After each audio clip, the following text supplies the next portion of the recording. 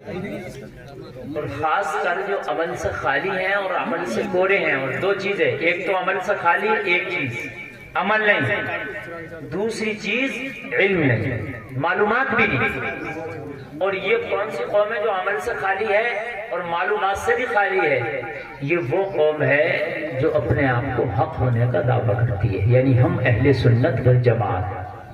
حقیقت یہ کہ حق پر ہم ہی ہیں، لیکن ہم سے پوچھا جائے کہ تمہیں معلومات کتنی ہے اور یہ بتاؤ عمل کتنا ہے، تو حقیقت یہ ہے کہ پورے گاؤں میں اگر رجسٹر لے کے گھومو گے اور اگر سنو گے تو مجھے لگ رہا ہے کہ پورے گاؤں میں 50 آدمی نکل آئیں جو وضو کے پورے معاملات بتا دیں۔ کن باتوں سے ٹوٹ جائے گا وضو، کن باتوں سے جو ہے سنت چھوٹ جائے گی، کب مکروہ ہو جائے گا، اور وضو کا صحیح طریقہ کیا ہے، یہ اگر باتیں بتلا دیں تو 50 آدمی مشکل سے نکلیں گے۔ یہ ہمارا المیہ ہے۔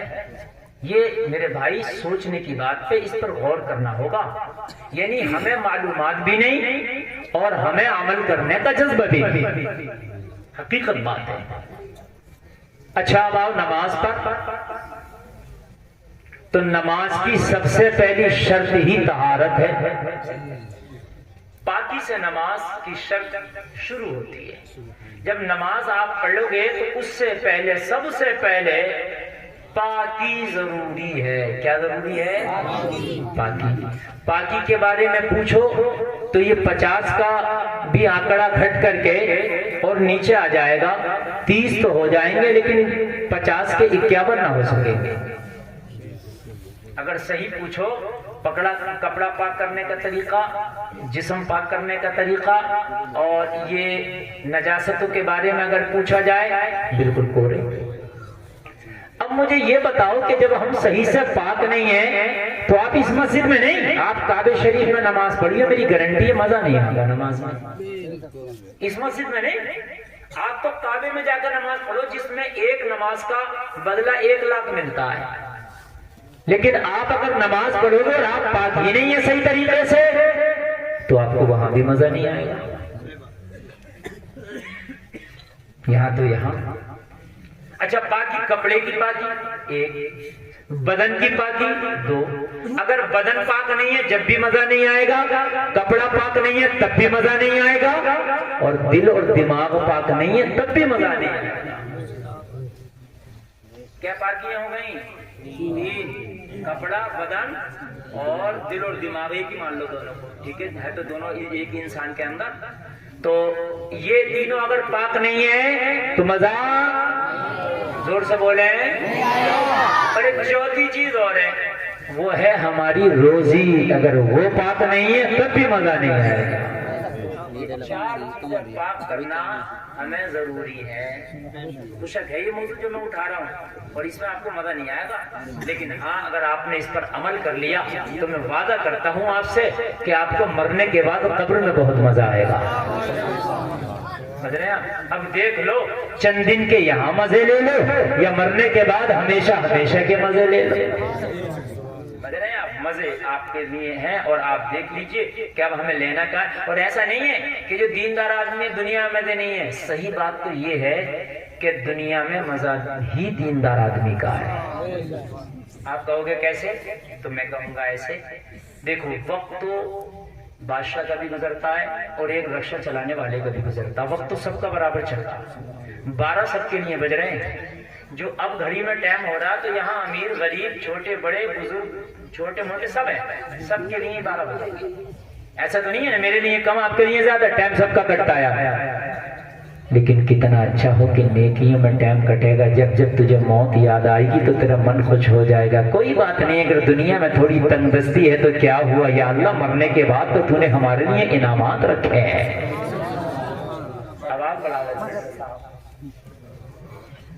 بڑھاؤ، آواز کو واپسی دیجیے، توجہ ہے۔ اچھا کتنی چیزوں کی پاکی بتلائی میں نے؟ زور سے بولے 4۔ انشاءاللہ میں گفتگو کروں اور آپ کو بتاؤں گا۔ آج جلسے سے یہ پیغام لے کے جانا، ہمیں 4 چیزیں پاک رکھنا ہے، ٹھیک ہے؟ دل و دماغ، کپڑا، بدن، روزی۔ روزی میں یہ کمائی، دھندا، دکان، کھیتی باڑی سب آ گیا، پاک رکھنا۔ اچھا ایک بات اور سن لیو، کچھ لوگوں کا یہ ماننا ہے ہر آدمی چاہتا امیر ہو جاؤں، ہر آدمی چاہتا، پیسہ کسے برا لگتا ہے؟ کچھ لوگوں کا یہ ماننا ہے کہ بھائی جب تک 2 نمبر کا کام نہیں کریں گے جب تک امیر نہیں ہو سکتے. یہ تمہاری سوچ غلط ہے. کہ میں دلالی کروں گا، کمیشن کھاؤں گا، جھوٹ بولوں گا، بے ایمانی کروں گا، مالدار ہو جاؤں گا، یہ بہت غلط سوچ ہے. بلکہ صحیح پوچھئے تو یہ سوچ تقدیر کے خلاف ہے، تقدیر کے خلاف ہے.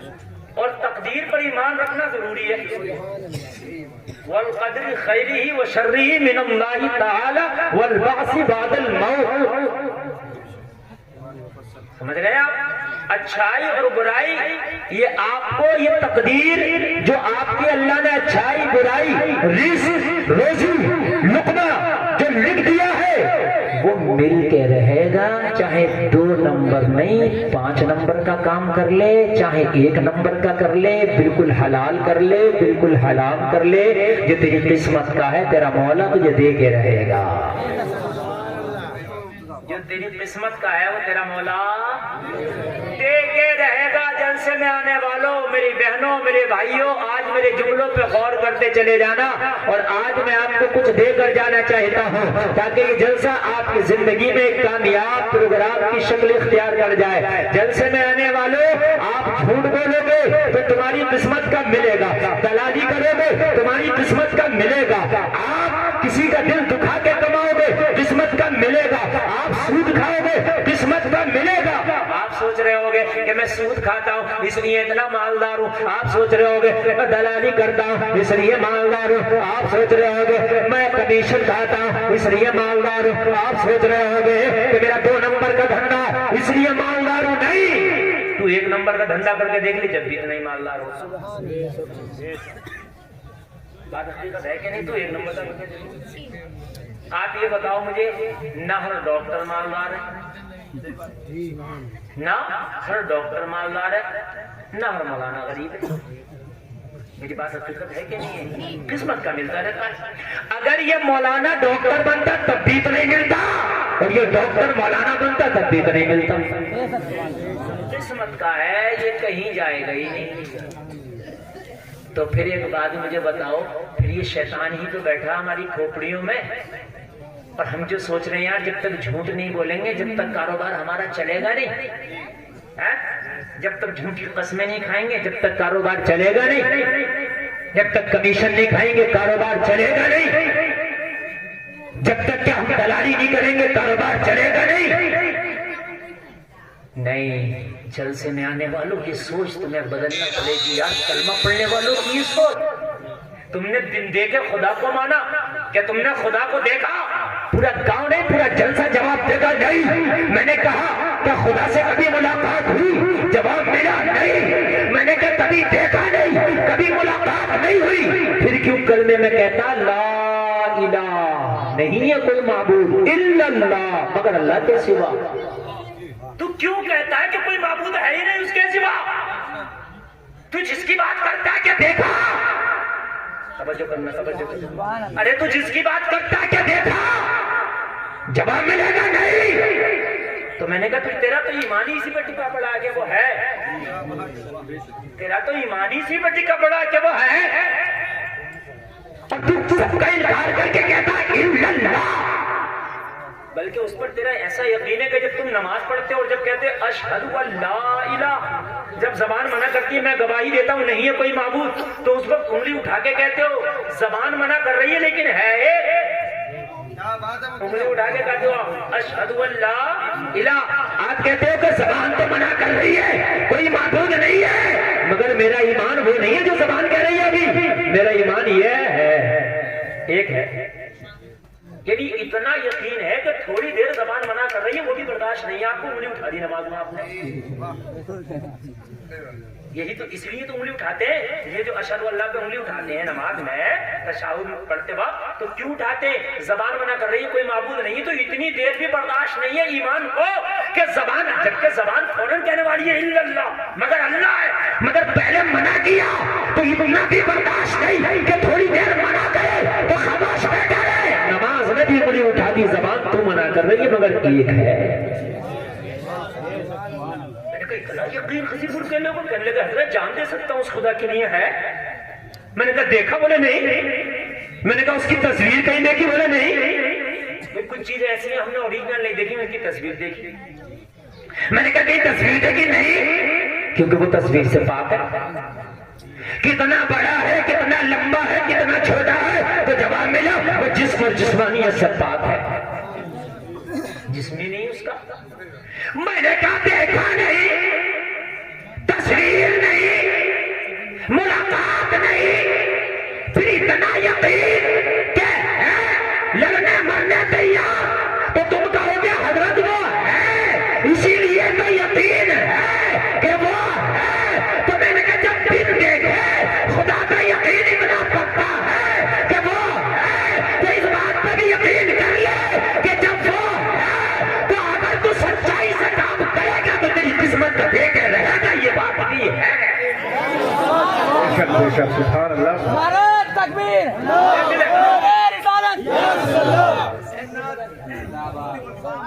تیری قسمت کا مل کے رہے گا اگر وہ ہے.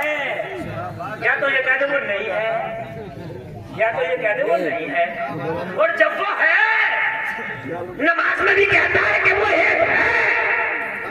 تو جب ہے تو اس نے تیرا پروگرام تو دنیا میں آنے سے پہلے سیٹ کر دیا تھا. جب تو ماں کے پیٹ میں تھا تو فرشتے سے لکھوا دیا تھا کتنا روزی کمائے گا, لکھ. تو ہے بھی نہیں تھا, ابھی تو تیرا کوئی کاروبار بھی سیٹ نہیں تھا, ابھی تو نے کوئی بزنس بھی نہیں لگایا تھا, ابھی تو کوئی ٹھیلا بھی نہیں لگایا تھا, ابھی تو کوئی دلالی بھی نہیں کیا تھا. اللہ نے ماں کے پیٹ میں لکھوا دیا تھا کتنا کمائے گا, کیسا کھائے گا, کیسا کمائے گا. اللہ نے لکھ دیا تھا. جب اللہ ہے تو اس کا بنایا ہوا پروگرام بھی ہے. بے شک بے شک. واہ واہ سبحان اللہ. سبحان اللہ بولے یار. سبحان اللہ. اتنی ہلکے سے کام نہیں چلے گا. جو میں دینا چاہتا ہوں وہ آپ کو دل کھول کے لینا پڑے گا. اللہ ہے. نعرہ تکبیر, نعرہ تکبیر, نعرہ رسالت, نعرہ رسالت, علماء اہل سنت, علماء اہل سنت, نعرہ تکبیر, نعرہ رسالت. سبحان اللہ. یہ 3 اور 3 6 پتہ نہیں کہاں جا رہے ہیں. 2 یہ پیچھے سے گئے 8. دیکھ رہے ہیں آپ کتنی کامیاب گفتگو چل رہی ہے اور 8 اٹھ کے گئے ہیں. سمجھ رہے ہیں نوجوانوں, کان کھول کے سن لو. یہ جلسوں میں باتیں سننے مل جاتی ہیں, ہم نہیں ملیں گے. جو میں آپ کو بتانا چاہ رہا ہوں اس چیز کو آپ لے لیں. جب اللہ ہے تو اس کا بنایا ہوا پروگرام بھی ہے. زور سے بولیں یار. اچھا ایک بات اور, بات کسی کی نہیں. اگر کسی نے بات کرتا ہوا میں نے منہ چلتا دیکھ لیا, چاہے وہ بات نہ کیا, اس کا منہ چل لیا ہوا, کھڑا کر کے دعائیں سنوں سنوں. ہاں یہ سمجھیے آپ. بس سبحان اللہ میں منہ چلنا چاہیے اور باقی نہیں. سبحان اللہ بھی نہ کہو گے تو کوئی بات نہیں ہے, باقی میری سنتی رہو. اس لیے کہ میں کچھ دینا چاہتا ہوں. دیکھو جتنے لوگ آج اکٹھا نا, اتنے لوگ جلدی اکٹھا نہیں ہوتے. یہ موقع ہمیں ملا ہے کہ آپ اکٹھا ہیں. قیامت کے دن آپ بھی میرا دامن پکڑے پھرو گے. یا اللہ یہ مولوی آیا تھا ہمارے گاؤں میں, موقع دیا تھا, ہم تو تھے ہی بالکل نپٹ. یا اللہ ہم نے اس مولوی کو بلایا, یہ بھی کچھ نہ بتا کے گیا. میرے لالے ڈال دو گے, میرے آپ پریشانی ہو جائے گی. اس لیے بھائی اپنا حق ادا کر کے جانا چاہیے. پروگرام تمہارے رزق کس نے بنایا؟ دیکھو قرآن نے صاف فرما دیا ان اللہ یرزق من یشاء بغیر حساب. اللہ جسے چاہتا بے حساب رزق عطا فرماتا ہے. جسے چاہتا, نام نہیں دیا, جسے چاہتا. ٹھیک ہے. پروگرام کب بن گیا تھا تمہارا؟ آپ بولو. ان کو تو سب یاد ہے. کہاں کب بن گیا تھا؟ پہلے بن گیا. بنایا کس نے پروگرام؟ اللہ نے. بس یہ بتانا چاہتا ہوں. آج حکومت ہے کسی اور کی, اس نے ایک پروگرام بنایا.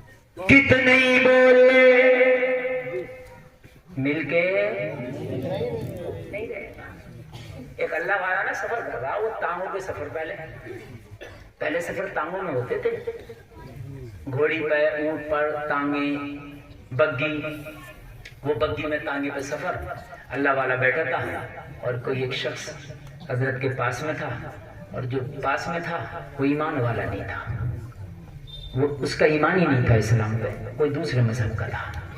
کہنے لگا حضرت آپ کا ایمان قسمت کا مل کے رہتا ہے؟ بے شک مقدر کا مل کے رہتا ہے۔ کہنے لگا اچھا، ایک چاول کا دانہ نکالا جیب سے، کہنے لگا بتاؤ یہ کس کے نام کا دانہ ہے؟ اب یار وہ اللہ والے تھے، اللہ والوں کی تو آنکھوں سے حجابات اٹھ جاتے ہیں۔ اللہ والوں نے دیکھا چاول کے دانے کو، کہا مت امتحان لے کر نظر بتائیے اس دانے پہ نام کس کا؟ آپ کا ایمان اور آپ کا یقین دیکھنا چاہتا ہوں کہ آپ کا جو مذہب ہے واقعی ٹھیک ہے، ٹھیک ہے؟ لوگوں ذرا ایمان مضبوط کر لینا، کان کھول کر کے سنو، جو قسمیں کھاتے ہو خدا کی قسم مجھے تو اتنے کی پڑی ہے، ارے قسمیں کیوں کھا رہے آپ؟ تیری چیز ہے، تیری 9 کی ہے، تو 12 کی بیچ دے، قسم کیوں کھا رہا ہے کہ خدا کی قسم مجھے 11 کی پڑی ہے؟ کیوں حرام کر رہا ہے اسے؟ تو یہ کہ بھائی مجھے تو 5 روپے کی پڑی ہے، میں تجھے 10 کی دے رہا ہوں، مجھے کتنے کی پڑی ہے اس سے کیا مطلب ہے؟ تجارت ہے، منافع لوں گا۔ جی اور ہر آدمی جانتا ہے تجارت کرنے کو، یار ایسے تھوڑی بیٹھا ہے بیوی بچے، ہر آدمی منافع لے گا۔ وَأَحَلَّ اللَّهُ الْبَيْعَ وَحَرَّمَ الرِّبَا، اللہ نے جو ہے بیع کو جائز کیا ہے، تو آپ جو ہے تجارت کریں، شوق سے کریں، مگر پھر بھی قسمیں کھا رہے آج۔ حضرات اس دانے پہ کس کا نام؟ کہنے لگے کیا کرو گے پوچھ کے؟ بولے آپ ہی کہتے ہیں کہ آپ ہی لوگوں میں سنا میں نے کہ دانے دانے پہ لکھا کھانے والے کا نام، بتاؤ کس کا نام؟ اب چاول کے دانے کا نام تھوڑی لکھا تھا، لیکن واقعی نہیں لکھا تھا، لیکن اللہ والا اپنی پہ آ جائے تو وہ پڑھ بھی لے گا لکھا کس کا۔ اللہ والا تو اللہ والا ٹھہرا، اللہ والے کے سامنے کہاں دکھتی ہیں ساری طاقتیں، ساری پاوریں، سارے کمپیوٹر، سارا سسٹم، سارا ایڈوانس سسٹم فیل اللہ والے کے سامنے۔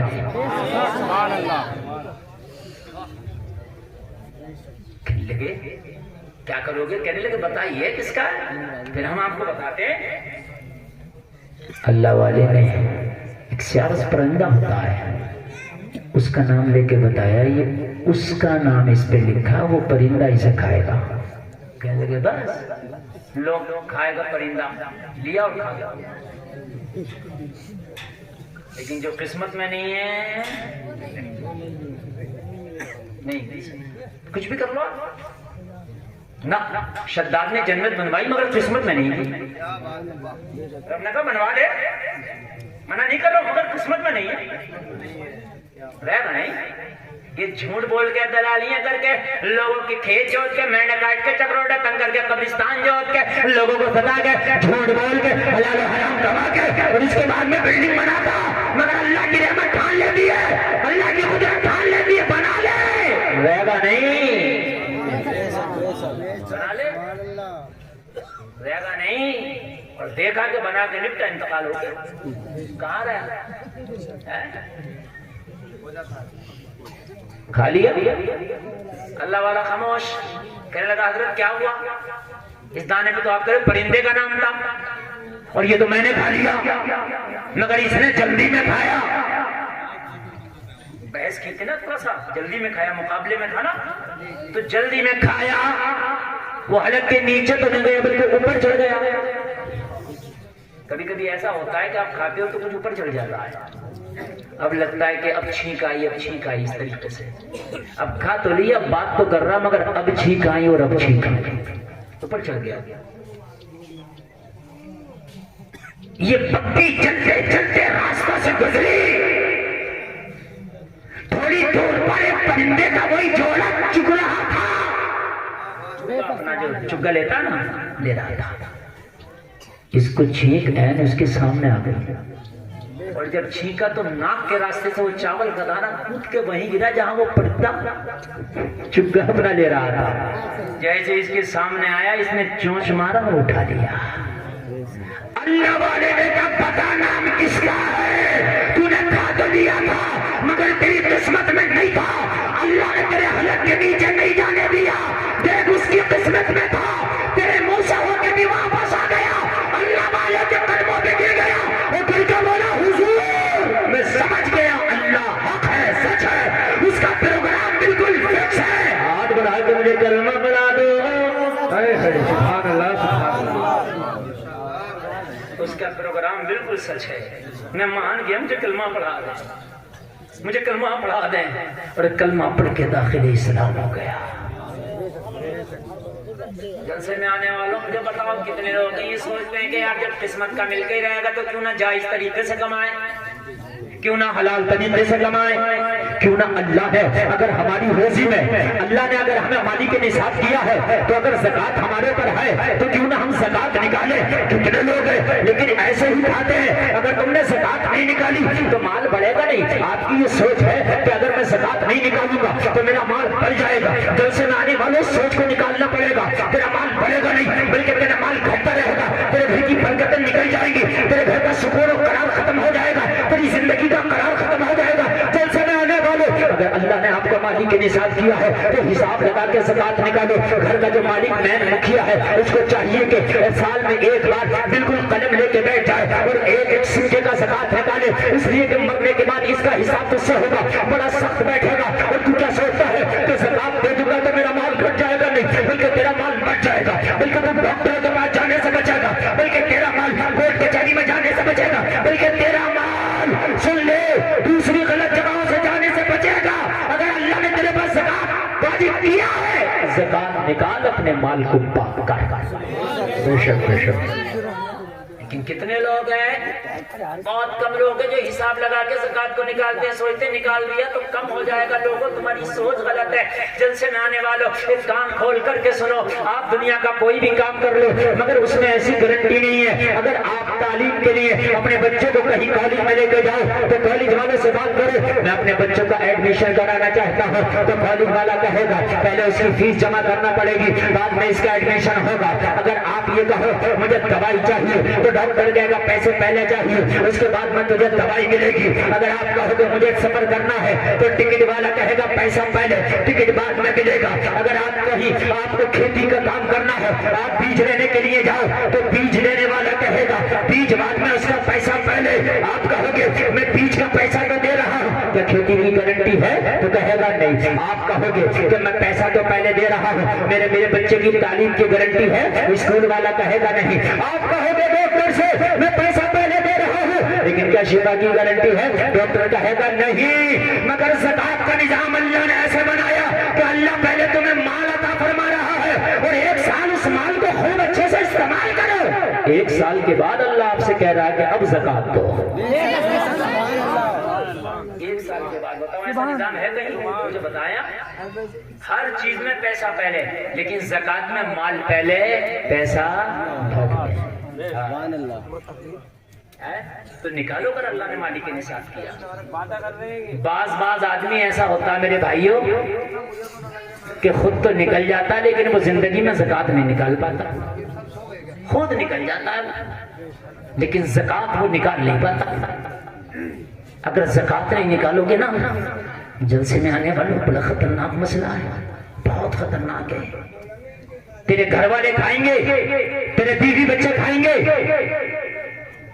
سب عیش کریں گے، لیکن زکوٰۃ تو نے نہیں دی تو حساب تجھ سے ہوگا، بڑا خطرناک ہوگا۔ قبر میں پیر لٹکے پڑے، قبر میں اگر مدرسے کا کوئی رسید کاٹنے پہنچا تو جان نکل جائے، جان کہتا بڑا بیٹا گھر پہ نہیں ہے، بعد میں آئیے، اب چھوٹا بیٹا گھر پہ نہیں ہے، ابا جی تمہارا جانے کا ٹائم ہو رہا ہے، جو دے رہے ہو دے دو اپنے ہاتھ سے۔ بڑا بیٹا چھوٹے بیٹے کے چکر میں رہ جاؤ گے، تم نکل جاؤ گے، سب بیٹے مل کر تمہیں قبرستان میں ڈالیا نہیں۔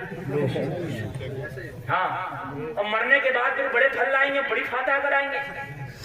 جتنے پھل مرنے کے بعد لا رہا ہے ابا کی فاتحہ میں، اتنا اگر زندگی میں لے آتا تو ابا بڑا جوان اور تندرست دکھائی دیتا مرنے تک۔ صحیح بات، کم سے کم 10 طرح کا بھلے فاتحہ میں، اور ابا زندہ تھا، پسینے میں حالت خراب تھی، زندگی میں تو یہ بھی نہیں دیکھ رہا تھا کہ ابا کی حالت کیا، کم سے کم آرام دے دو اس ابا کو۔ بڑھاپے میں بھی خوب کھیت پہ جا رہے تھے ابا، یہ سیب اتنے اتنے انگور اور اتنے اناج تو نے پہلے ابا کو کھلا دیے ہوتے تو زندگی تو برق ہے جتنی ہے ہونا ہے، لیکن ابا رہتا ہٹا کرتا ہے۔ مگر ابا کا بھی حال کیا ہے کہ ابا نے پوری زندگی اس اولاد کے لیے کمایا، جب بوڑھے ہو گئے کھانسی آنے لگی اور بالکل سانس پھولنے لگی تو اب بیٹے حج کی درخواست لگا دو، تو حج جوانوں سے تو حالت خراب ہو جا، بوڑھے سے حج ہو جا، اب وہاں جا کر ہو جا۔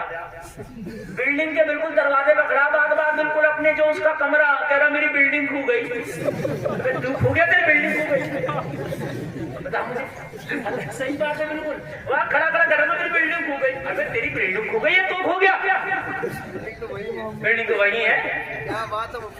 تو 60 سال کے بعد تو یار ہوش ویسے بھی خراب ہو جا، گورنمنٹ ریٹائر کر دیتی ہے بھائی 60 سال ہو گئے مجھے ریٹائر کرو، گھر بیٹھے بیٹھے کھاتے پیتے رہو، دے رہے خرچے لا، اور یہاں جا رہا حج کرنا۔ وہ جوانی میں کیا کر رہا تھا تو کہ اس بیٹے کے لیے وہاں مکان بنایا، اس کے لیے وہاں بنایا، اس کے لیے وہاں بنایا، اس کے لیے کہ ان بیٹوں نے کیا کیا؟ اگر اللہ نے تمہیں اس قابل کیا کہ تمہاری بدن میں جان ہے تو حج بھی کرو اپنے پیسے سے، بیٹوں کے چکر میں نہ رہو، کیا پتا کرائے نہ کرائے، خود کرو، اور زکات اگر واجب ہے تو خود دو، کسی کا سکہ آ رہا تو اس کا سکہ دو، کسی کا تمہارے پر قرضہ ہے تو دو، کسی کا مال ہے تو دو، اور حرام طریقے سے بالکل روزی اپنی کاروبار کرو، کوئی نہیں ہے کسی کا، نہ کوئی نہیں۔ یہ بچے جو اولاد جن کے لیے تم کر رہے ہو نا، جو اولاد بچپن میں اولاد بڑی پیاری لگتی ہے، ماں باپ کو بھی اولاد کو بھی،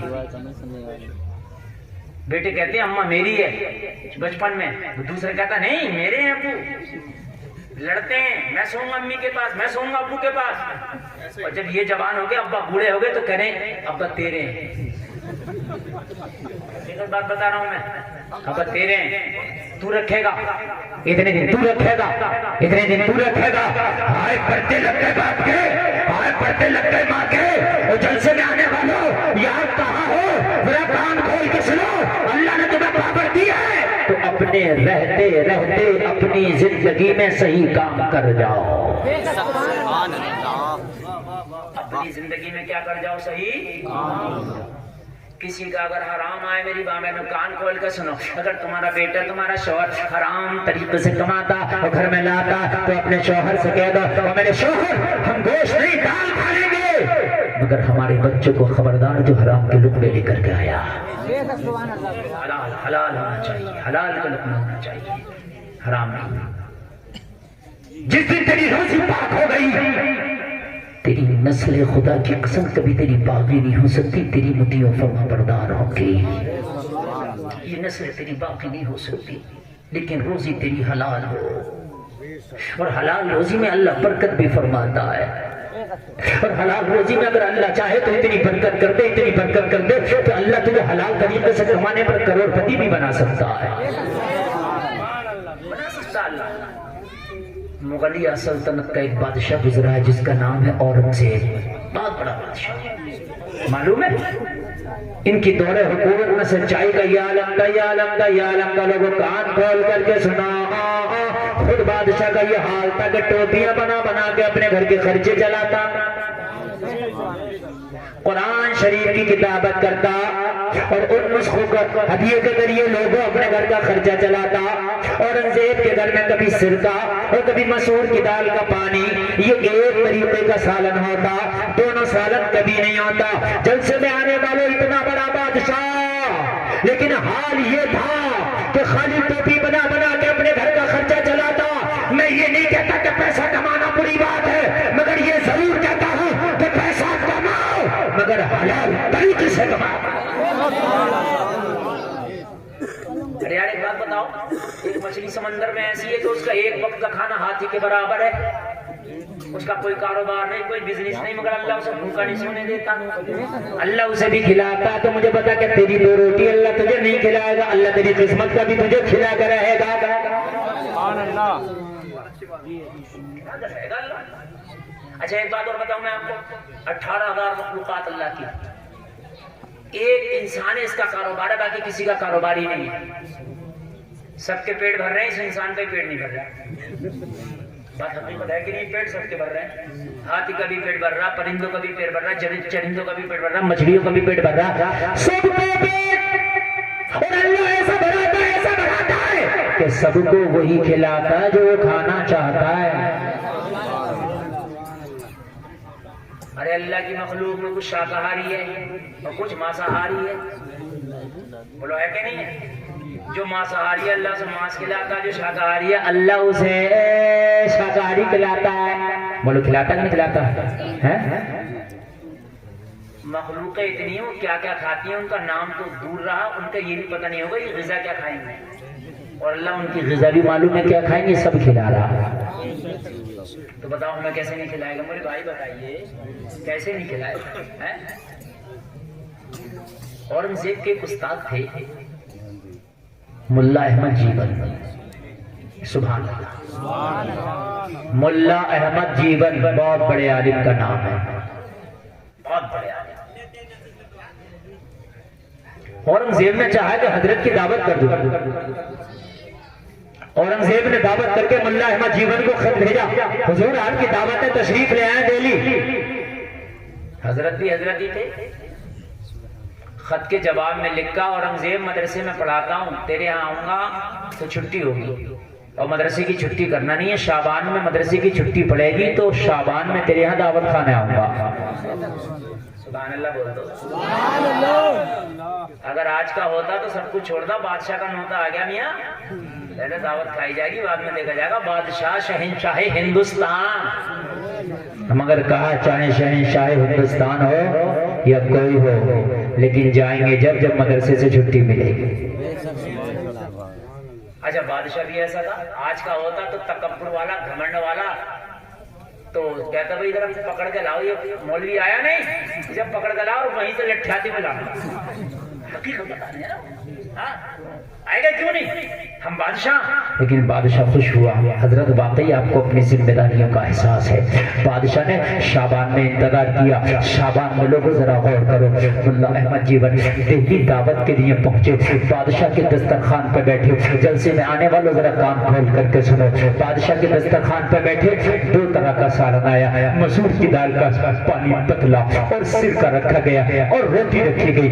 اب ملا احمد جیون کبھی بادشاہ کے چہرے کو دیکھتا ہے اور کبھی دسترخوان کو دیکھتا ہے، کہا بادشاہ کیا بات، یہ میرے ساتھ مذاق تو نہیں ہے، مجھے کہاں سے تو نے بلایا، میں امیٹھی سے یہاں دہلی آیا ہوں، پتا کتنے دن کا سفر کر گئے ہو، کتنی مشقت سے آیا ہوں، کتنی پریشانیوں سے آیا ہوں، ارے یہ کھانا ہی کھلانا تھا تو میں اپنے گھر وہاں بھی کھا لیتا، یہ بادشاہ کی شاہی دعوت ہے۔ کہنے لگا حضور یہ آپ ہیں، اس وجہ سے دسترخوان پر 2 سالن ہے، ورنہ آج تک کبھی میرے دسترخوان پر 2 سالن نہیں ہوا۔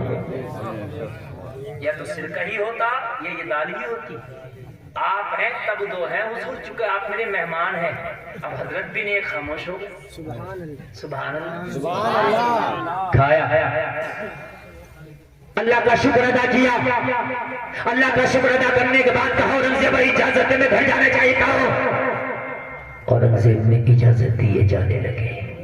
اورنگزیب نے انہیں نظر پیش کی، تحفہ ہدیہ نذرانہ پیش کیا، لفافہ رکھ لیا۔ لفافے میں بادشاہ نے جو پیش کیا تھا وہ 54 تھا۔ کتنا تھا نذرانہ؟ بس شہنشاہ ہندوستان 54 دے دیا۔ انہوں نے 54 لے کے بولے کیا کریں آپ، کیا کریں، کپاس کا بیج خرید لیا 54 سے۔ کیا خرید لیا؟ کپاس، یہ روئی جو ہوتی ہے، اور وہ جا کر کھیتی اس کی شروع کر دی۔ ادھر بادشاہ دہلی سے چلا گیا اور جنگ میں مصروف ہو گیا، 14 سال تک جنگ لڑتا رہا۔ 14 سال کے بعد جب دہلی واپس آیا، اپنے وزیروں کو بلا کے پوچھا بتاؤ حکومت کا حال کیا ہے، بتاؤ کتنا ٹیکس جمع کیا، بتاؤ کس طریقے کا بیت المال کا حال ہے، غریبوں کا وظیفہ بند تو نہیں ہوا۔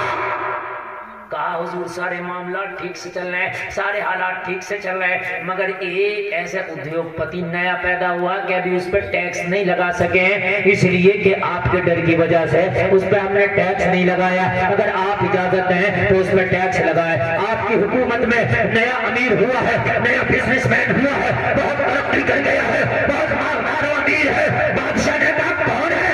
ارے مجھ سے پوچھنے کی ضرورت کیا تھی، ٹیکس لگا دیتے۔ لیکن حضور کوئی عام آدمی نہیں، آپ کا استاد ملا احمد جیون ہے۔ اتنا غریب آدمی تھا کہ گھر میں بچوں کا خرچہ نہیں چلتا تھا حضرت کا، لیکن ابھی اتنے امیر ہو گئے کہ نظر میں آ گئے انکم ٹیکس کی، تھا نظر میں انکم ٹیکس والے ڈپارٹمنٹ کی، لیکن ان پر کیوں نہیں لگایا؟ یار بادشاہ کے یہ استاد ہیں، کہیں بادشاہ برا نہ مان جائے کہ میرے حضرت پہ لگا دیا۔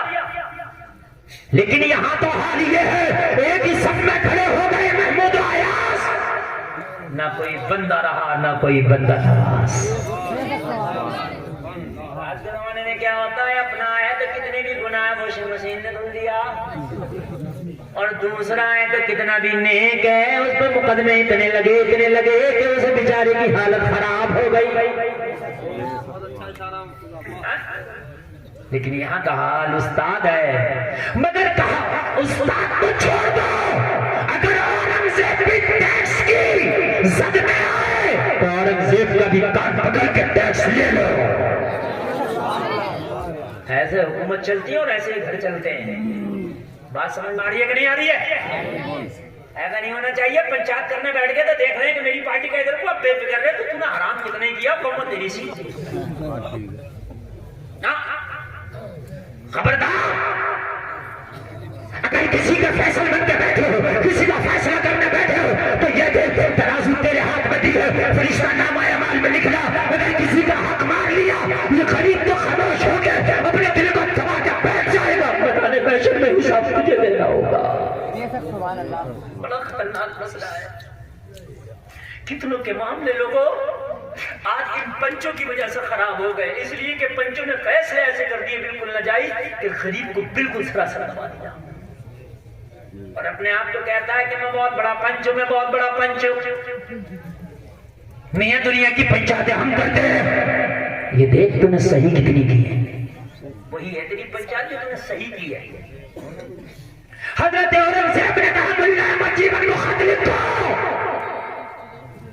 کہ وہ آئیں دہلی، ٹیکس بعد میں لگاؤں گا، پہلے یہ پوچھوں گا اتنا مال آیا کہاں سے،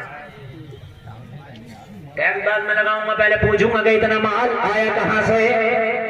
خط لکھا، ملا احمد جیون کو فوراً طلب کر لیا، شعبان کی چھٹیوں میں ملا احمد جیون پھر بادشاہ کی بارگاہ میں آ گئے۔ اورنگزیب کس لیے بلایا؟ کہا حضور یہ بتائیے کہ آپ تو بڑے غریبی حالات سے گزر رہے تھے، میں 14 سال جنگ میں مصروف رہا، مراٹھوں سے لڑتا رہا، یہ بتائیے کہ ان 14 سال میں ایسا کون سا بزنس و کاروبار کر لیا کہ آپ ٹیکس کی زد میں آ گئے؟ کہنے لگے بادشاہ یہ مجھ سے نہ پوچھیے، خود سے پوچھ، میں تو خود تجھ سے پوچھنے والا تھا یہ بات کہ میں اتنا مالدار کیسے ہو گیا۔ حیدرآباد بولے سبحان اللہ۔ دیکھو میں پھر آپ سے کہہ رہا ہوں، آپ کو اس تقریر میں واقعی مجھے لگ رہا ہے کہ خوشک لگ رہی ہے، آپ کو ایسا لگ رہا ہے مزہ نہیں آ رہا، لیکن یقین ماننا کہ میں آپ کی اصلاح کرنا چاہتا ہوں۔ میں خوب جانتا ہوں، میں اتنے نعرے لگوا دوں گا اس محفل میں سے، اتنے نعرے لگوا دوں گا، 14 سال کا پرانا مجھا ہوا مقرر ہوں، میں کوئی نیا نہیں ہوں، میں سب جانتا ہوں۔ ہاں میں اتنے نعرے لگوا دوں گا آپ سے کہ سب کھڑے ہو کے نعرے لگاؤ گا، سب جانتا ہوں۔ ہاں 2 منٹ لگیں گے، لیکن آپ میں سمجھ رہا ہوں، میں یہ بھی سمجھ رہا ہوں کوئی نخون کاٹ رہا ہے، کوئی دانت کاٹ رہا ہے، وہ والی تقریر نہیں کر رہے جو ہم نے نیٹ پہ سنی تھی۔ تو جو نیٹ پہ سنی تھی وہ تو سنی لی، وہ نہ کروں جو سنی نہیں ہے۔ ہم وہی مولانا تو نہیں جو کر دی اسی کو گھما رہے ہیں، اپنے اندر یہی تو چیز نہیں ہے۔ سمجھ میں آئی کہ نہیں آئی؟ اچھا اتنی بات سمجھ میں آ رہی ہے کہ نہیں آ رہی ہے؟ ملا احمد جیون بولے اورنگزیب یہ بات میں تم سے پوچھنے والا تھا، یہ بتا میں اتنا امیر ہو کیسے گیا؟ حضور مال آپ کا، امیر آپ ہوئے، یہ مجھ سے پوچھیں گے؟ کہنے لگا تجھی سے تو پوچھوں گا، تو پوچھئے پہلے مجھے سے پوچھو، बादशाह बोला हुजूर पहले मुझे से पूछो। तो बोले ये बता कि वो तेरी चवन्नी कहाँ की? उस चवन्नी का कमाल है जो इतना अमीर हो गया। सुभान अल्लाह बोलो। ये हराम के कमा तो बहुत रहते हो, लगते हैं बहुत, लेकिन पता नहीं है एक बार में एक ही झटके में चले जाते हैं। एक ही झटके में कोस मोस चला गया तो एक बार में कई धानों की फसल ले जा। मेरी बात गलत तो नहीं है? कई धानों की उशर नहीं निकाला, उशर बात तो क्या तो उशर होता क्या है? दे दो, हो सकता है कि अल्लाह घर से बीमारियों को दूर कर दे, अल्लाह घर से परेशानियों को दूर कर दे, अल्लाह घर से तकलीफों को दूर कर दे। दे दो। जलसे में आने वालों जरा गौर करो, मेरे जुमलों को कान खोल करके सुनना। मुल्ला अहमद जीवन ने कहा ये तेरी चवन्नी का कमाल है, और औरंगजेब ये तेरी चवन्नी है कि जिस चवन्नी की वजह से अल्लाह ने मुझे इतना अमीर कर दिया। इस चवन्नी के मैंने चंद बीज खरीदे थे कपास के, मैंने उसको अपने खेत में बोया, उसमें इतना बरकत, इतना बरकत, इतना बरकत, इतना बरकत, इतना बरकत, इतना बड़ा मैं किसान हो गया कपास का कि अल्लाह ने इतना अमीर कर दिया कि इलाके में मेरी अमीरी के चर्चे होने लगे। पूरे इलाके में मेरी अमीरी के चर्चे। इस मैक से अच्छी और इस मैक से बेहतर मेरी आवाज खाली आ रही है। ये सुन के किसी की दे नहीं रहे, ये मैक वाले हैं, इनका मतलब ये है कि भाई मान या मत मान, मैं तेरा मेहमान करूँगा वही जो मन की है। नहीं सुनेंगे आप इनको, मुझे सुनाना, मैं बगैर मैक के भी सुना दूंगा, आप टेंशन ना ले, आप टेंशन ना ले। मुझे आवाज अल्लाह ने बहुत दी है। मुझे बताओ औरंगजेब ये चवन्नी है कहाँ की? औरंगजेब ने कहा हुजूर इस चवन्नी के बारे में न पूछो, ये एक राज है जो मेरे रब के दरमियान पोशीदा है। एक राज। कहा तुझे बताना तो पड़ेगा। कहने लगा हुजूर ये मैं नहीं बता पाऊंगा, एक राज है, इस राज को मेरे और मेरे रब के दरमियान रहने दे। अगर ये खुल गया राज तो हुजूर हो सकता है कि मरने के बाद मुझे वो अजर ना मिले। यार आप भी या तो बात कर लो या मुझे बोलो। आप लोगों ने एक ऐसा तो मैक लगाया कि मुझे शायद कई महीने के बाद ऐसे मैक में मैं तकरीर कर रहा हूँ, और फिर आप भी बोल रहे हो ऊपर से। यार अजीब मसले हैं आप लोगों के। कितनी मेहनत से मैं तकरीर कर रहा हूँ, कितनी मेहनत से मैं आपको बतला रहा हूँ, और आप लोग फिर भी नहीं चुपेंगे। तो फिर आपका आने का मकसद ही क्या? घर चले जाओ, अपने बीवी बच्चों में बात करो।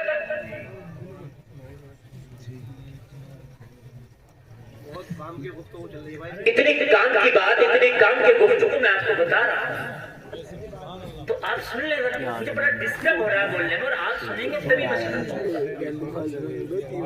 औरंगजेब ने कहा हुजूर ये मेरे रब के दरमियान का मामला है, इसको ना बता सकूंगा। मुल्ला अहमद जीवन में करना बता सकेगा तो ये वही चवन्नी है जिसकी वजह से अल्लाह ने मुझे अमीरी दी है, जैसी भी है मगर ये बड़ी बाबरकत चवन्नी थी।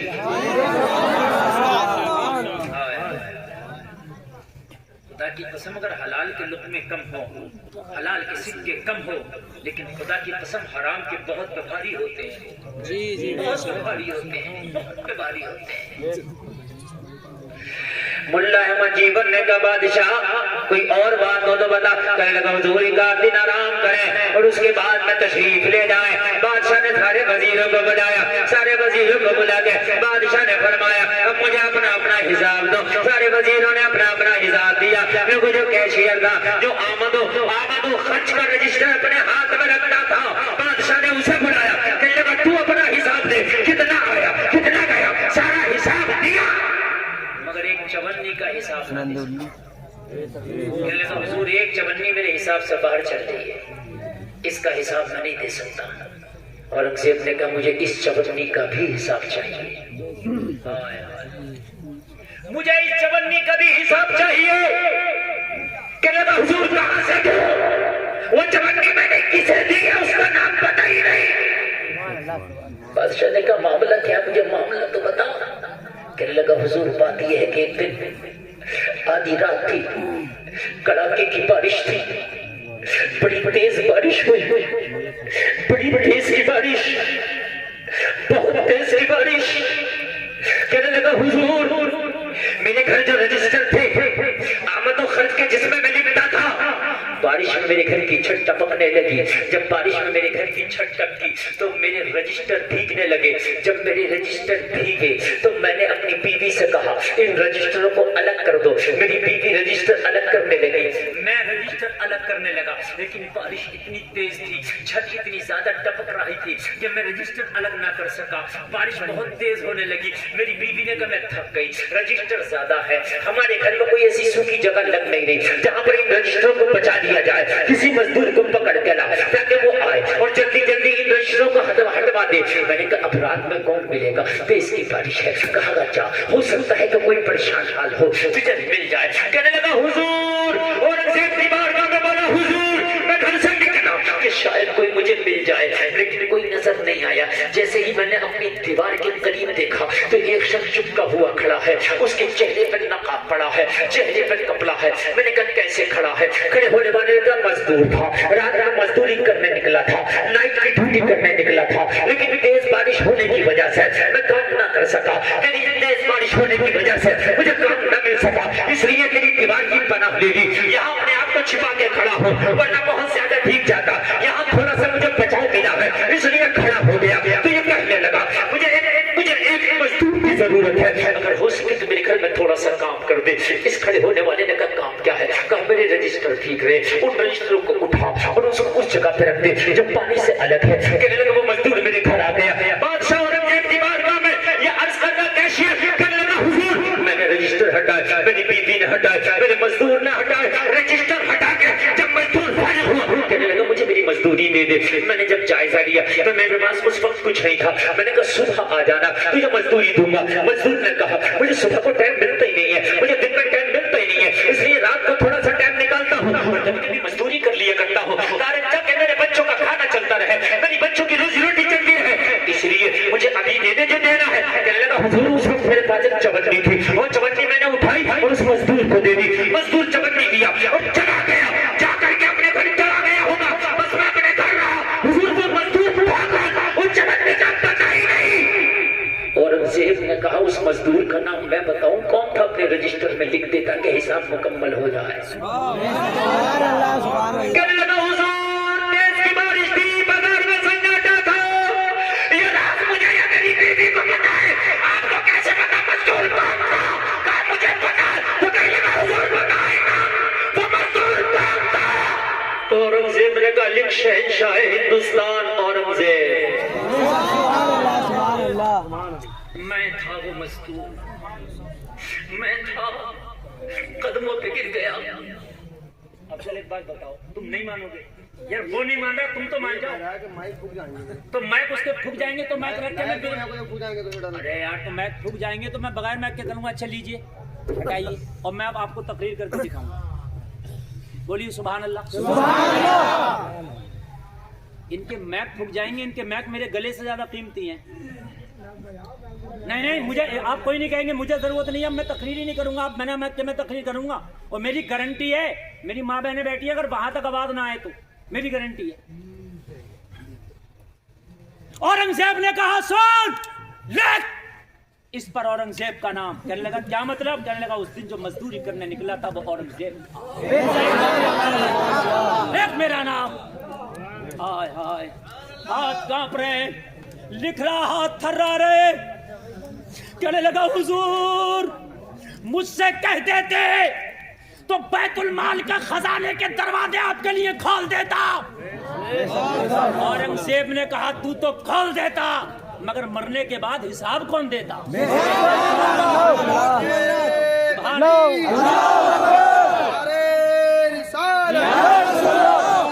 मुफ्ती गुलफाम रामपुरी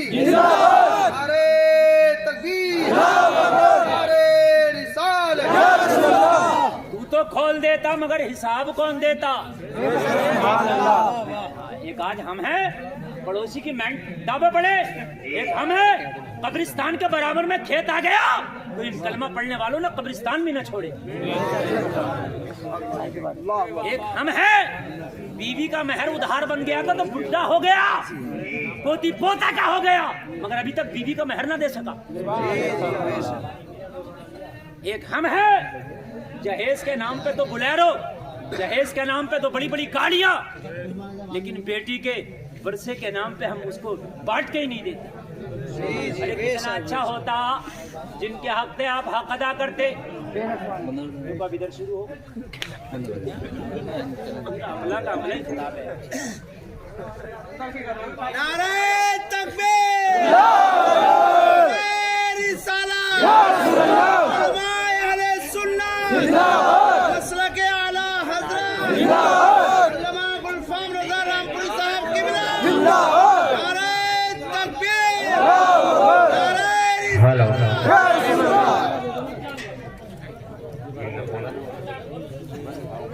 जी जी सुभान अल्लाह।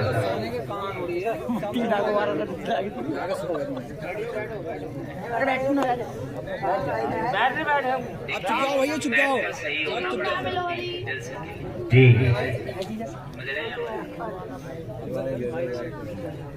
अब ये मैच नहीं बजाने का, नहीं मेरा मैच को बजाने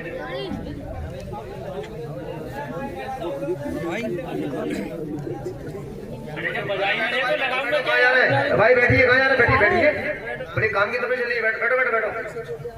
अफजल भाई माइक चेंज कर लो। हेलो हेलो क्या मैं बोल रहा हूँ? अरे भाई कॉलम बजाओ, कॉलम इसके कॉलम कहाँ है? कॉलम चालू कर। अरे मैं बोल रहा हूँ, इसमें कॉलम बोल रहा मैं। अफजल भाई माइक चेंज कर लो, माइक चेंज कर लो। Hello hello